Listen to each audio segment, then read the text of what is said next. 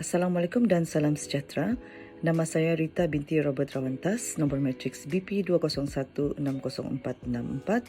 dan ini adalah video creation dua segmen, iaitu pertama product review dan kedua pencapaian individu untuk subjek APK kod UW00302 Seksyen 3. Saya daripada kumpulan 9 dan di bawah pensyarah Dr. Christina Andin. Untuk produk review saya pada kali ini, saya akan membuat review mengenai sebuah permainan minda yang tidak asing lagi dan dikenali sebagai Rubik Cube. Rubik Cube ataupun Cube Rubik merupakan teka-teki gabungan tiga dimensi yang pada asalnya dicipta pada tahun 1974 oleh seorang pengukir Hungary dan juga profesor seni yang bernama Erno Rubik. Pada asalnya, Rubik Cube dipanggil Magic Cube dan ia mula dijual pada tahun 1980 oleh Ideal Toy Corp. Terdapat banyak jenis Rubik's Cube yang terdapat di pasaran pada ketika ini.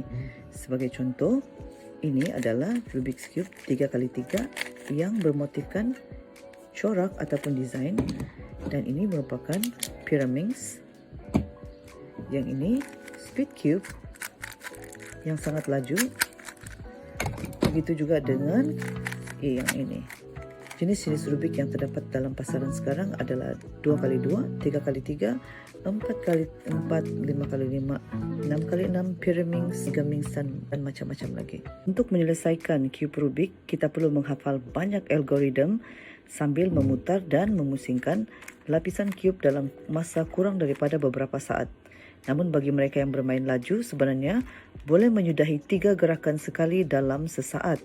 Pemain-pemain laju ini mempunyai refleks yang lebih tajam dan koordinasi mata dan tangan yang luar biasa. Rekod dunia untuk cube 3x3 setakat ini dipegang oleh Yusheng Du dari China dengan masa 3.47 saat. Manakala di Malaysia, pemegang rekod pemain Rubik terpantas adalah T. Kai Yang dengan masa 5.02 saat sahaja.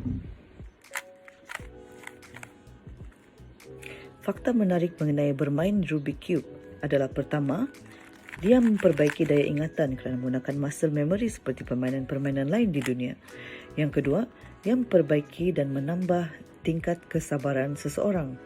Yang ketiga, dia menambahkan skill kita dalam menyelesaikan apa-apa masalah. Yang keempat, memetakan pergerakan kerana dia menggunakan algoritma, dan ia juga boleh mengekalkan daya fikir kita agar sentiasa aktif sehingga ke hari tua. Dan ada banyak lagi benefit lain. Apabila bercakap tentang tingkat kesabaran, mengimbas kembali bagaimana saya boleh belajar bermain Rubik's Cube ini adalah pada bulan Februari yang lalu apabila saya terkena COVID dan saya perlu dikuarantin selama 15 hari di pusat kuarantin. Oleh kerana terlalu bosan, saya telah mengambil keputusan untuk belajar bermain Rubik's Cube ini bersama teman sebilik yang sama-sama terkena penyakit COVID. Selepas 15 hari, saya telah menguasai satu algoritma saja. Sebelum saya mengakhiri review ini, saya akan menunjukkan bagaimana saya menyelesaikan Rubik's Cube ini sebagai seorang pemain cube yang sangat perlahan.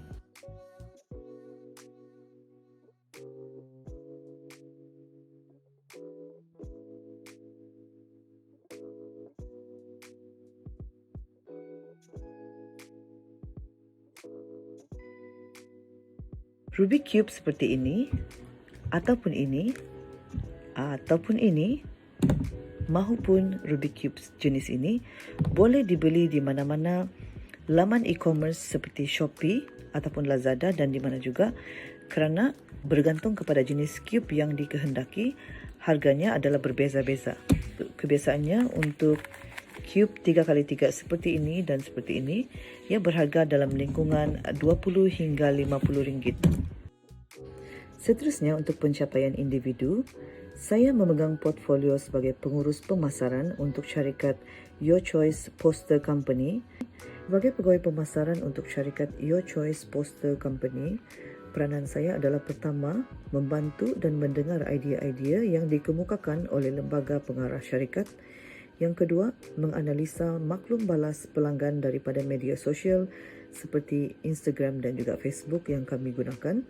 Yang ketiga, menganalisa iklan-iklan promosi jualan dan melaporkan kepada lembaga pengarah semasa mesyuarat dan juga perbincangan. Ini merupakan laman e-commerce kami di mana setiap individu telah mendaftarkan diri sebagai usahawan dan juga mendaftarkan company di bawah e-commerce ini. Di sini kami telah mendaftarkan perniagaan kami iaitu Your Choice Poster Company. Untuk laporan jualan dan keuntungan daripada Your Choice Poster Company ini, bermula pada bulan Mac sehingga Mei, saya telah membantu syarikat kami menjual 5 buah poster kepada syarikat yang berlainan dan setiap satu poster berharga RM2 sahaja. Jadi kami memperolehi keuntungan bersih RM10 untuk 5 poster pada bulan Mac hingga Mei 2022 tersebut. Kemudian pada Jun 2022, keuntungan yang saya perolehi adalah dengan jumlah RM25 untuk keseluruhan bulan tersebut. Jadi jumlah keuntungan bersih kami untuk sepanjang beroperasi adalah sebanyak RM35 bersih. Sebagai kesimpulan daripada subjek APK ini, saya telah mempelajari bahawa membudayakan ilmu keusahawanan merupakan suatu perkara yang baru dan sangat menarik dan ia menjadi salah satu cara hidup sebagai mahasiswa dan akan berguna apabila kami berada di alam pekerjaan nanti. Yang kedua, saya dapat memahami dan mendapat pengetahuan ilmu korporat perniagaan secara atas talian seperti e-commerce ataupun e-dagang ini. Dan contohnya kami telah juga membuat jualan secara live yang tidak pernah saya lakukan sebelum ini. Seterusnya, pengalaman ini juga telah merangsang daya kreativiti dan skill saya dalam membuat editing video dan juga persembahan slide. Dan yang terakhir, ia telah memberikan peluang kepada saya dan juga rakan-rakan lain untuk berkomunikasi bersama dan berbincang mengenai ilmu perniagaan. Sekian daripada saya, Rita binti Robert Rawantas. Terima kasih.